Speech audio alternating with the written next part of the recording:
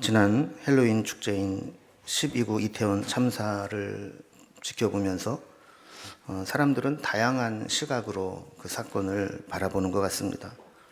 어떤 사람은 사탄의 서양 귀신놀이에 정신을 빼앗긴 것에 대한 하나님의 심판이라고 바라봅니다. 또 어떤 사람은 안 되고 슬픈 일이긴 하지만 내 가족이나 지인 중에 희생된 사람이 없음을 확인하면서 안도하고 감사하며 그 사건을 곧 잃어버리는 사람도 있습니다. 어떤 사람은 나와 직간접적인 관계가 없는 일이라 할지라도 소중한 어린 생명들이 이렇게 희생당하는 것을 보면서 안타까운 마음으로 아파하는 사람도 있습니다. 또 어떤 사람은 이런 참사를 통해서 다시는 이런 비극적인 참사가 반복되지 않도록 적극적으로 원인을 규명하고 책임자를 처벌하고 재발 방지 대책을 세워야 한다고 주장하며 행동하는 사람도 있습니다. 이렇게 똑같은 상황을 바라보면서도 사람들은 각자의 위치에서 다른 인식을 가지고 대합니다. 어떤 이는 이것을 인식의 사다리로 설명을 합니다. 우리 인식은 어떤 사다리를 타고 조금씩 올라가듯이 점점 발전된 인식의 수준이 있다는 겁니다. 처음에는 캡처된 사진을 보는 것처럼 어떤 상황을 인식하는 단계에서 시작을 해서 현장에서 수집된 정보와 데이터가 반영되어서 해석을 하게 되고 또 그것을 가치를 판단하게 되는 근거로 삼게 되고 또 거기에 어떤 의미를 부여하면서 거기에 각자 나름대로 어떤 논리를 만들어가면서 감정과 육체적으로 반응을 하기도 합니다. 그리고 나의 신념으로부터 이 사건을 판단하게 되고 나중에는 어떤 행동에 이르기까지 이어지는 단계로 우리의 인식은 점점 발전하게 된다는 겁니다. 사람들마다 왜 이런 인식의 차이가 나타날까? 가장 중요한 요인 중에 하나는 우리가 어떠한 세계관으로 그 사건을 바라보느냐에 따라서 인식의 방향과 범위가 달라지게 된다는 것이죠. 그래서 우리에게 어떤 세계관을 가지고 있고 어떤 신앙관을 가지고 있느냐 하는 것은 이 세상을 바라보는데 너무나 중요한 도구가 됩니다. 그 사람의 세계관이 어떠냐에 따라서 세상을 바라보는 눈이 달라진다는 것이죠. 또 신앙도 마찬가지입니다. 우리가 어떤 신앙관을 가지고 있느냐에 따라서 영적인 세계를 바라보는 관점이 달라지게 됩니다. 복음서에 나타난 인물들이 예수님과 대화를 할 때마다 이 대화의 진전이 안 되고 답답함을 느끼게 되는 이유는 세계관의 수준이 차이가 달랐기 때문입니다. 예수님은 늘 하늘의 이야기를 했지만 제자들과 또 만난 사람들은 늘 땅에 있는 것을 이야기했기 때문에 서로 대화가 통하지 않았던 것이죠. 너무나 다른 인식의 차원을 극복하지 못하고 늘 자기 수준에서 자기 차원에서 이야기를 하기 때문에 예수님과의 대화에 발전이 안 되었던 겁니다. 니고데모와 예수님과의 대화, 수가성 여인과 예수님과의 대화, 심지어 예수님의 제자들과 예수님의 대화에서도 이런 영적 세계관의 인식의 차이가 나타나게 될 때 대화를 아무리 나누어도 동문서답이 이루어질 수밖에 없었던 것이죠. 만약에 우리에게 잘못된 세계관, 왜곡된 세계관을 가지고 있다면 그 관점을 교정해 주어야 세상을 바르게 보게 됩니다. 마치 눈이 안 좋은 사람이 안경을 껴서 시력을 교정하듯이 그렇게 세계관의 교정이 필요하다라는 것이죠. 안경은 우리에게 여러 가지 용도로 사용이 됩니다. 먼저 우리의 시력을 교정해 주는 역할을 합니다. 또 자외선이나 위험한 작업 환경에서 우리 안구를 보호해 주도록 선글라스나 고글과 같은 장비로 착용하기도 합니다. 때로는 쓸 필요가 없지만 멋을 내기 위해서 패션 안경 같은 것으로 몸을 치장하기도 합니다. 이 중에서 가장 일반적인 안경의 기능은 근시나 원시 또 난시와 같은 굴절 이상을 보이는 시력을 보정하는 역할을 하는 것입니다. 저와 같이 시력이 좀 나쁘고 또 좌우에 시력 차이가 많이 나는 사람은 안경을 쓰고 보는 세상과 안경을 보는 세상이 완전히 다른 세상이 되고 맙니다. 이렇게 같은 상황을 바라보면서도 인식의 수준과 차원에 따라서 그것을 해석하고 받아들이고 행동으로 이어지는 것들은 각각 다르게 나타나게 됩니다. 그래서 인식의 차이가 인생의 차이를 만든다, 이런 이야기를 하기도 합니다. 때로 우리의 인식의 차원을 높이기 위해서는 많은 대가를 지불해야 될 때도 있습니다. 때로는 충격적인 사건이나 또 힘겨운 고난, 그리고 벽에 부딪힌 것 같은 좌절감, 이런 것들을 겪어야 우리는 한 단계 높은 곳으로 변화되고 올라가려고 하는 시도를 하게 된다는 것이죠. 이 세계관의 중요성을 강조한 신구원 교수의 니고데모의 안경이라는 책에서도 그런 이야기를 합니다. 왜 예수님과 사람들 사이의 대화가 잘 안 통하는가? 차원이 다르기 때문이다. 그럼 어떻게 극복해야 되는가?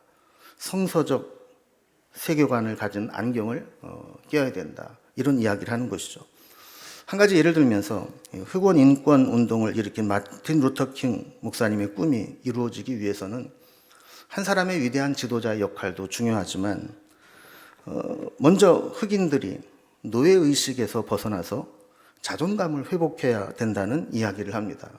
흑인들 자신이 먼저 그들의 뿌리는 노예가 아니라 감비아 만딩고족의 쿤타킨테와 같은 강한 용사의 그들의 신앙의 뿌리가, 그들의 생각의 뿌리가, 삶의 뿌리가 다 있음을 보여주어야 한다는 것이죠. 미래를 변화시키기 위해서는 과거를 보는 눈을 바꾸어야 한다는 것입니다. 왜냐하면 우리는 과거로부터 형성된 세계관을 가지고 지금 현재와 미래를 조망해 보기 때문입니다. 만약에 우리가 잘못되고 왜곡된 과거의 어떤 세계관을 바꾸지 않으면 우리는 늘 그 과거에 매여서 미래로 나아가지 못하게 발목을 잡기 때문입니다. 우리 신앙도 마찬가지입니다. 우리가 처음에 알게 된 하나님에 대한 인식 수준에 머물러 있어서는 우리 신앙이 성장할 수 없습니다. 하나님은 우리가 하나님을 알아갈수록 더 놀랍고 신기함을 깨닫게 되는 놀라운 하나님이십니다. 시편 139편 14절에 보면 내가 주께 감사하옴은 나를 지으심이 신묘막측하심이라 주의 행사가 기이함을 내 영혼이 잘 아나이다 그랬습니다. 하나님이 나를 지으신 것, 나를 향해 행하신 모든 것은 우리 인간의 어떤 언어로도 다 표현할 수가 없다는 겁니다. 내가 상상하고 평가하고 판단할 수준이 아니라는 것이죠. 그저 우리가 할 수 있는 유일한 고백은 신묘막측하십니다. 참으로 기이하십니다. 이렇게 고백할 수밖에 없다는 것입니다. 우리의 신앙은 이렇게 하나님을 어떤 분으로 인식하느냐, 어떤 수준의 차원에서 하나님을 이해하느냐에 따라 달라지게 됩니다. 우리에게 신앙적 인식을 새롭게 갖게 해주는 가장 중요한 것은 성경입니다. 성경을 통해서 세상을 보게 되면 세상 사람들이 보지 못하는 관점으로 세상을 바라보게 됩니다. 레슬리 뉴비기는 이런 이야기를 합니다. 성경은 우리가 그것만을 바라보아야 할 책이 아니라 그것을 통해 보아야 할 책, 즉 안경이다 그랬습니다. 하나님께서 이 성경을 주신 이유는 성경만 바라보고 성경만 이게 아니라 성경을 통해서 세상을 바라보라는 안경과 같은 도구로 우리에게 주셨다라는 것이죠. 그러니까 안경 자체가 중요한 것이 아니라 안경을 통해서 무엇을 어떻게 보느냐가 중요하다라는 것입니다. 세계관을 바꾸는 것이 어려운 이유 중에 하나는 세계관을 형성하는 것은 자기 혼자 스스로 만드는 것이 아니라 문화라는 것을 통해서 사회로부터 공유받고 전수되기 때문에 우리가 어떤 세계관을 바꾸겠다고 의식적으로 노력을 하고 세상 문화와 가치관과 세계관에 맞서지 않으면 우리는 어쩔 수 없이 세상의 세계관에 물들어 살아갈 수밖에 없다는 것이죠. 그래서 로마서 12장 2절에 보면 너희는 이 세대를 본받지 말고 오직 마음을 새롭게 함으로 변화를 받아 하나님의 선하시고 기뻐하시고 온전하신 뜻이 무엇인지 분별하도록 하라라고 말씀합니다. 특히 여기에 이 세대를 본받지 말라고 한 세대는 다른 성경 번역에 보니까 세상을 본받지 마라, 이 시대의 풍조를 본받지 마라, 영어 성경에 보면 The Pattern of this World라고 번역하고 있습니다. 그러니까 이 세상에는 이 세상을 움직여 나가는 거대한 패턴이 있는데 이 세상 풍조에 흘려다니게 된다면 믿음의 길을 가기가 어렵다라는 것이죠. 그래서 믿음은 이 세상의 거대한 패턴을 거스르는 일입니다. 이 세상의 세계관을 따르지 않고 하나님의 뜻을 분별해서 사는 것이 믿음이라는 것입니다. 그래서 고린도후서 5장 17절 말씀과 같이 그리스도 안에 있는 사람들은 새로운 피조물이 되어서 살아가는 것이죠. 오늘 본문에 보면 하나님에 대한 인식이 발전되고 성장하는 한 사람의 모습이 나옵니다. 그게 욥입니다. 욥은 신앙이 아예 없었던 사람이 아닙니다.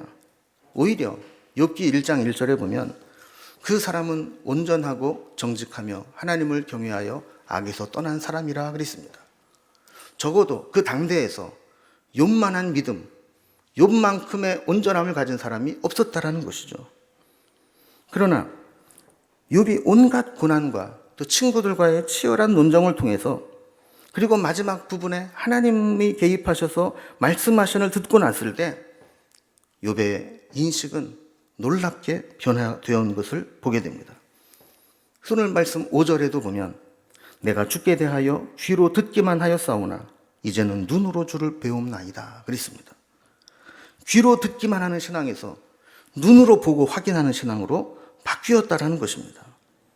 이것이 욥이 극심한 고난을 통과하고 친구들과 치열한 논쟁을 하면서 그리고 하나님의 말씀을 들으면서 하나님에 대한 인식이 발전을 이루고 신앙의 진보가 나타나고 있는 것을 보여주는 것입니다. 귀로 듣기만 하는 신앙이 타인의 신앙으로부터 의존해서 수동적으로 들리는 것을 받아들이는 믿음이라면 눈으로 보는 신앙은 자신의 체험에 기초한 능동적인 믿음이라고 할 수 있습니다. 우리가 오늘 살펴본 욥기 42장은 욥기의 마지막 장이면서 욥기의 결론입니다. 욥은 세 차례에 걸친 친구들과의 긴 논쟁을 벌이며 지쳐 있었고 때로는 종종 감정을 주체하지 못해서 원망과 탄식의 말들을 토해냈습니다. 그러나 마지막에 하나님의 말씀을 들으면서 그의 인식은 완전히 달라지게 된 것입니다. 욥의 시험을 살펴보면 욥의 시험은 욥이 잘못해서 받은 시험이 아니었습니다. 어쩌면 하나님의 자랑으로부터 시작된 시험이었습니다. 욥은 이해하기 힘든 하나님의 섭리로 시험을 당하게 된 겁니다. 웬일인지 하나님은 하늘의 어전회의에 사탄을 참석하는 것을 허용하셨고 먼저 하나님이 사탄에게 욥을 자랑했습니다. 너 욥처럼 그렇게 훌륭한 믿음의 사람 봤냐? 그러니까 이 사탄이 하나님께 도발하듯이 하나님이 많은 은혜를 주시니까 하나님 경외하는 것 아닙니까?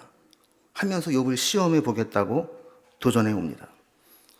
하나님은 그 제안을 수용했고 욥은 자신에게 왜 이런 일이 일어나야 되는지도 모른 채 언제까지 어떤 시험이 계속되는 것인지도 모른 채 이 시험을 당해야 되는 상황을 맞이하게 된 것이죠. 그래서 하나님이 사탄에게 욥의 시험을 허락하신 것은 어쩌면 욥과 사탄의 대결이 아니라 하나님과 사탄의 대결 양상을 띠고 있는 겁니다. 하나님이 먼저 제공하셨고 하나님이 허용하신 싸움이기 때문에 만약에 욥이 사탄의 시험에 실패하면 그것은 결국 하나님의 실패인 것이고 만약에 욥이 범죄하고 믿음에서 떨어져 나가면 그것을 허용한 하나님의 실패가 되기 때문입니다. 그럼에도 불구하고 하나님이 사단과의 이런 대결을 허락하신 이유는 욥을 철저히 믿으셨기 때문입니다. 어떤 시련과 고난이 와도 어떤 은혜를 다 거두어 간다 할지라도 욥은 끝까지 나를 붙잡을 것이다라는 강한 믿음이 있으셨기에 사탄에게 그 시험을 허락하신 것이죠. 오늘 욥의 고백을 보면 모든 것을 경험하고 난 이후에 이유 없이 고난당하는 것처럼 보이는 우리에게 어떤 자세로 이 고난을 맞이해야 될지 중요한 교훈들을 주고 있습니다. 오늘 몇 가지 그 교훈을 살펴봅니다. 먼저 첫 번째로 욥은 그 고난을 다 겪고 난 이후에 하나님이 어떤 분인지를 고백하는 것으로 기도를 시작합니다. 우리도 그렇지만 세상에서 우리가 당하는 고난 중에 대부분은 하나님께서 왜 나에게 이런 고난과 시련을 주시는지 이해하지 못하면서 받는 고난이 많습니다. 그러나 하나님의 섭리 가운데 이루어진 연단과 시련이 끝나고 나면 믿음으로 돌아보고 정리하면서 그때도 하나님이 나와 함께 하셨구나. 하나님이 이래서 나에게 이러한 시련을 주셨구나. 라는 것을 뒤늦게 깨닫게 될 때가 있는 것이죠. 마치 어두운 밤길을 가봐야 내 차에 전조등이 켜 있는지 알 수 있다라는 말처럼 대낮에 화날 때는 전조등을 켜고 가도 켰는지 안 켰는지 구분이 안 됩니다. 그러나 어두운 터널을 지나가거나 해가 져서 어둠이 깔리고 나면 내 차의 전조등이 내 앞길을 밝히 비춰주고 있는 것을 깨닫게 됩니다. 마찬가지로 하나님이 우리를 고난의 터널로 이끌어가기 전에는 하나님의 은혜가 나와 함께하고 있었음을 인지하지 못하고 살 때가 많습니다. 어두운 고난의 터널로 깊은 어두움의 심연으로 들어가고 나서야 하나님이 나와 함께하고 계시는구나. 하나님이 내 앞길을 인도하고 계시는구나. 비로소 깨닫게 된다라는 것이죠. 우리가 고난당할 때 한 가지 조심해야 될 것은 우리의 관점과 초점을 고난에 맞추면 안 된다는 것입니다. 우리는 감정이 있기 때문에 고난을 당하면서 고통을 느끼게 될 때 그 고난과 고통에 우리의 마음이 집중되기가 쉽습니다. 너무 힘들다. 이 고통이 누구 때문이냐 하면서 이 고난에 집중되기 쉬운데 욥은 깨닫고 난 이후에 제일 먼저 하나님에 대한 고백에 집중했던 것을 보게 됩니다. 욥이 하나님과 대면하여 말씀을 듣고 처음 한 고백은 하나님의 계획과 섭리를 인정하는 것이었습니다. 오늘 본문 2절에 보면 욥은 하나님을 향해서 못하실 일이 없는 분이고 무슨 계획이든지 못 이루실 분이 없는 분이라고 고백합니다. 하나님이 전능하신 하나님인 것은 물론이고 우리에게 주어지는 모든 일들이 다 하나님의 계획과 섭리 가운데 있음을 발견하게 된 것이죠. 욥은 이 고난을 통과해 나가면서 처음에는 자신이 당한 고난이 이유 없이 당하는 고난이라고 한탄했지만 이 고난을 겪고 나가면서 이것이 하나님의 계획 가운데 섭리 가운데 있는 시험임을 발견하게 된 것입니다. 욥은 하나님의 계획과 섭리 속에 있는 고난이라면 하나님이 능히 견뎌낼 힘과 능력도 주실 것이라는 것을 믿었던 것이죠. 고난을 통해서 하나님이 어떤 분임을 깨닫게 되었다면 성공적인 고난입니다. 고난을 통해서 하나님께 더 가까이 가는 계기가 되었다면 그 고난은 결코 무의미한 고난이 아닙니다. 고난당할 때 하나님이 어떤 분인지를 더 분명히 알 수 있는 기회가 되기를 주님의 이름으로 기원합니다. 두 번째로 고난을 겪고 난 이후에 욥의 고백은 자신의 무지함을 고백한 것입니다. 3절에 보면 무지한 말로 이치를 가리는 자가 누구니까? 라고 자문하듯이 질문을 던지고 거기에 대한 대답으로 자신이 깨닫지도 못한 일을 말하였고 스스로 알 수도 없고 헤아리기도 어려운 일을 말하였다고 고백합니다. 이 앞부분을 보면 욥은 친구들과 고난이라고 하는 엄청난 주제를 가지고 치열한 논쟁을 벌였습니다. 내가 옳으니 네가 옳으니 서로 다투며 논쟁을 했습니다. 그런데 이 모든 고난을 겪고 하나님의 음성을 듣고 보니까 지금까지 자신이 한 말은 의미도 알지 못하고 논쟁에서 이기기 위해서 억지로 했던 말들이 많다는 것을 발견하게 된 겁니다. 그는 직접적으로 말하진 않았지만 말하면서도 내로남불의 이야기를 해야만 했고 자기 갈등과 자기 모순에 빠지는 말들을 내뱉기도 했다라는 겁니다. 심지어는 하나님의 말씀을 인용하고 하나님에 대해 이야기하기는 하지만 그것은 자기의 논리를 뒷받침하기 위해서 하나님을 이용한 자기도 모르고 했던 이야기뿐이라는 것이죠. 현대인들은 얼마나 많은 사람들이 자기 세계에 갇혀서 자기 모순에 빠지는 말들을 내뱉는지 모릅니다. 욥의 고백처럼 잘 알지도 못하면서 무지한 말로 이치를 가릴 때가 많습니다. 나 스스로도 깨닫지 못하고 나 스스로도 온전히 정리되지 않은 생각들을 마구 주장하며 쏟아냅니다. 스스로 알 수도 없고 헤아리기도 어려운 일들을 그렇게 자신만만하게 이야기하기도 하는 것이죠. 우리의 신앙이 한 단계 성장하려면 먼저 우리의 무지함을 인정하고 고백해야 됩니다.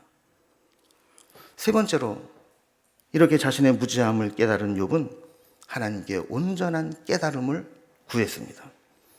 4절에 보면 욥이 주는 들으시고 내가 주께 물을 때 알게 해달라고 간구합니다.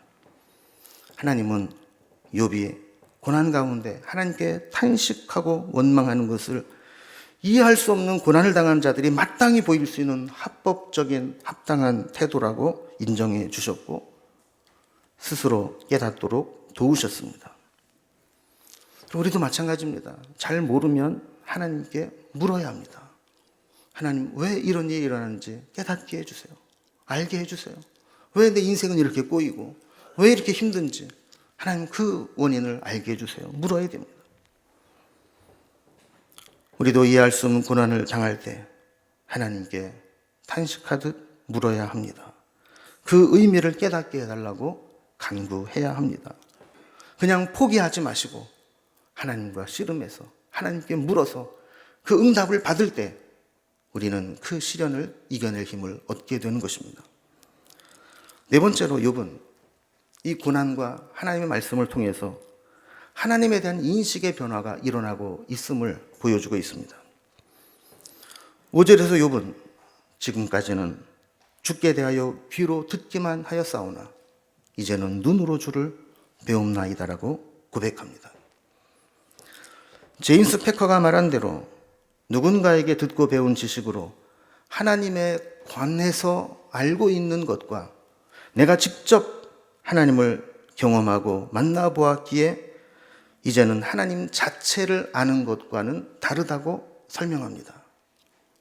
누군가에게 들어서 설교를 듣고 성경 공부를 통해서 하나님은 이런 분이야 이렇게 하나님에 대해서 하나님에 관해서 아는 것이 아니라 삶의 현장에서 내가 하나님을 체험하고 하나님을 만나고 하나님은 이런 분이라고 하나님 자체를 아는 것이 필요하다라는 것이죠. 백문이 불여일견이라는 말이 있습니다.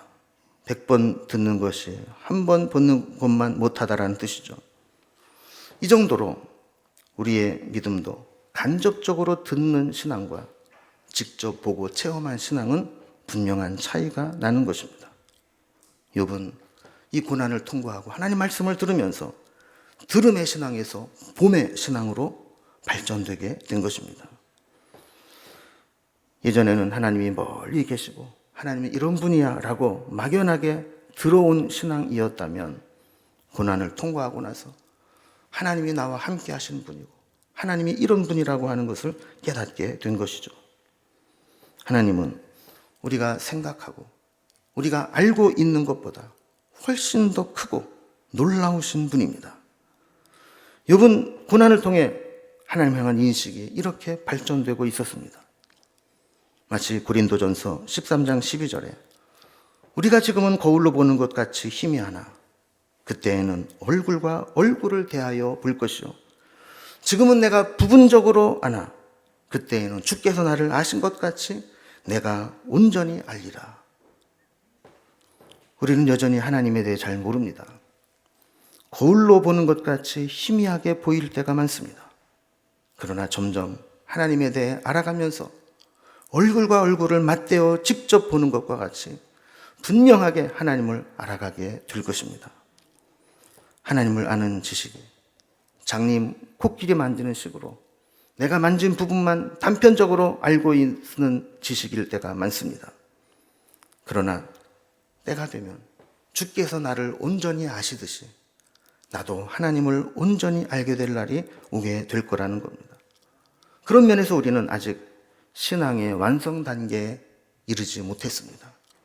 우리는 끊임없이 하나님에 대한 인식의 수준을 높여가야 되고 하나님의 차원에서 하나님을 볼 수 있어야 되는 것이죠. 유레카 효과 혹은 아하 효과, 아하 익스피리언스라는 말이 있습니다. 예전에는 이해할 수 없었던 문제나 개념이 어떤 계기를 통해 갑자기 깨달아지고 이해되는 경험을 마치 무릎을 치면서 아하 하듯이 그렇게 깨달아지는 현상이 있다라는 겁니다. 저는 설교를 준비하면서 이런 아하 익스피리언스를 종종 경험합니다. 제가 돌아보니까 신대원에 입학을 해서 신학을 공부한 지 금년이 30년이 넘는 해가 되더라고요. 30년을 성경을 붙잡고 씨름을 해도 지금도 성경의 놀라움에 감탄할 때가 많습니다. 우리도 마찬가지입니다. 말씀을 읽다가 설교를 듣다가 또 말씀이 내 삶에 적용이 될 때 이런 아하 익스피리언스를 경험해야 합니다. 기도하는 사람이 이런 아하 효과를 많이 체험합니다. 때로는 의심을 품고 기도했던 것임에도 불구하고 하나님이 긍휼히 여기셔서 내 기도를 들으시고 응답하시는 것을 체험할 때 우리는 하나님이 이런 분이구나. 하나님이 내 기도를 들으셨구나. 새삼 깨닫게 되고 감격하게 되는 것이죠. 욥은 그것을 내가 지금까지는 귀로 듣기만 하였으나 이제는 눈으로 배웁는다고 고백한 것입니다. 우리에게도 이런 하나님에 대한 새로운 인식들이 날마다 생겨날 수 있기를 주님의 이름으로 기원합니다. 마지막 5번째로 욥은 회개함으로 하나님과의 관계가 회복되는 모습을 보여주었습니다. 6절 말씀을 보면 그러므로 내가 스스로 거두어드리고 티끌과 재 가운데서 회개하나이다 라고 이야기합니다. 내가 스스로 거두어드린다라고 하는 것은 지금까지 자신이 했던 말들을 다 취소하고 거두어드리고 싶다라는 것입니다. 욥은 지금까지 너무 자만했습니다. 너무 자기중심적으로 하나님을 이해했고 자기가 가지고 있는 관점으로 세상을 보고 친구들과 논쟁을 하기에 이르렀던 것입니다. 자기가 알고 있는 신학적 교리를 기계적으로 적용해서 다른 사람을 판단했음을 회개한 것입니다. 그래서 그는 할 수만 있다면 지금까지 내가 내뱉었던 모든 말들을 다 취소하고 없었던 것으로 만들고 싶다는 것이죠. 하나님의 백성은 연단받음으로 정금과 같은 믿음을 소유하게 됩니다. 원석과 같은 믿음에서 불로 연단받아 정결한 정금으로 바뀌는 것이 하나님의 섭리입니다. 원석에는 금성분이 있고 반짝거리긴 하지만 여전히 불순물들이 많이 섞여 있습니다. 이러한 원석을 순도 높은 순금으로 만드는 것은 높은 불에서 재련하는 것밖에는 없습니다. 그래서 하나님은 우리의 믿음을 더 견고하게 만들기 위해서 이런 고난을 허용하시는 것입니다. 우리도 때로 이해하지 못하는 고난을 당할 때가 있습니다. 우리의 수준으로는 그 고난을 이해할 수 없습니다. 그러나 하나님의 안목으로 보면 우리를 더 정결한 믿음으로 만드시기 위한 하나님의 섭리가 있다는 것을 깨닫게 됩니다. 욥은 찾아온 친구들과 논쟁을 하면서 원망하고 불평하고 감정적으로 격한 반응을 보이긴 했지만 욥이 한 가지 잘한 것은 그러면서도 끝까지 하나님의 손을 놓지 않았다는 것입니다. 하나님의 손을 붙잡고 하나님께 물으며 탄식하는 과정을 통해서 끝내 믿음으로 고난을 이겨냈다는 것이죠. 만약에 욥이 중간에 믿음을 포기했다면 그 엄청난 시련과 고난 앞에 제정신으로 살지 못했을 겁니다. 여러분, 우리가 모든 것을 다 잃어버린다 해도 하나님만은 놓지 않고 확실하게 붙잡는 것, 그것이 하나님께서 우리에게 원하시는 것입니다. 믿음은 고난을 통해서 손해만 보게 하는 것이 아니라 하나님을 더 분명히 알아가고 더 가까이 하게 되는 계기를 만들어냅니다. 이것이 고난을 통해 얻어내는 최고의 유익입니다. 하나님은 내가 알고 있는 것보다 더 크고 더 놀라우신 하나님이십니다. 지금 당장 하나님이 하시는 일을 내가 다 이해할 수 없을지라도 낙심하거나 원망하지 말고 하나님을 붙잡고 씨름하게 될 때 하나님은 우리에게 하나님의 섭리를 깨닫게 해 주실 날이 올 것입니다. 고난 가운데 있는 분들 함께 믿음으로 욥처럼 끝까지 하나님을 붙잡고 그 시련을 끝내고 하나님으로부터 은혜를 회복하는 날이 올 수 있기를 주님의 이름으로 기원합니다. 기도하겠습니다.